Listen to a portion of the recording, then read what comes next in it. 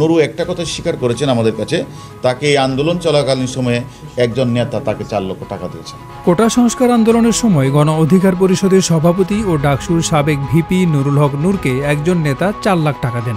সেই টাকা কিভাবে কি জন্য খরচ করা হয়েছে সে বিষয়ে জানার চেষ্টা করেছে ঢাকা মহানগর গোয়েন্দা পুলিশ।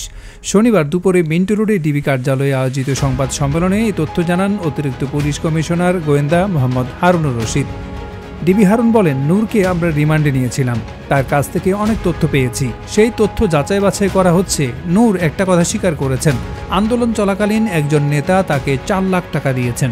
আমরা সেই নেতাকেও নিয়ে এসেছি, তিনি 4 লাখ টাকা নূরকে দিয়েছেন বলে স্বীকার করেছেন।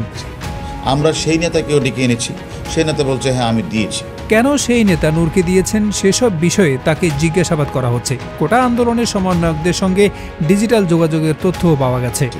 আমরা প্রত্যেকটারই মামলা রুজু হয়েছে এবং এই ঘটনাগুলির সাথে কারা কারা কোন কোন নেতৃবৃন্দ তারা অর্থ দিয়ে, অস্ত্র দিয়ে, রসদ দিয়ে, পানি দিয়ে, খাবার দিয়ে সহযোগিতা করেছে, এর অনেক নেতৃবৃন্দকে আমরা নিয়ে এসেছি। হারুনুর রশিদ বলেন, এছাড়া বাংলাদেশ জাতীয় পার্টির সভাপতি ও সাবেক সংসদ সদস্য ব্যারিস্টার আন্দালিব রহমান পার্থ 5 দিনের রিমান্ডে রয়েছেন আমাদের কাছে। তার কাছ থেকে কিছু বিষয় জানার চেষ্টা করছি।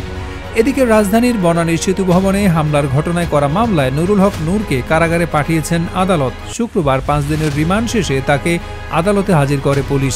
এরপর মামলার তদন্ত শেষ না হওয়া পর্যন্ত তাকে কারাগারে আটক রাখার আবেদন করেন মামলার তদন্তকারী কর্মকর্তা। আমি মনে করি যারা এই বর্বরোচিত হামলা করেছে, পুলিশের মনোবল ভাঙ্গার জন্য, ডিমোরালাইজ করার জন্য তারা এই ব্যবস্থাগুলি গ্রহণ করেছে।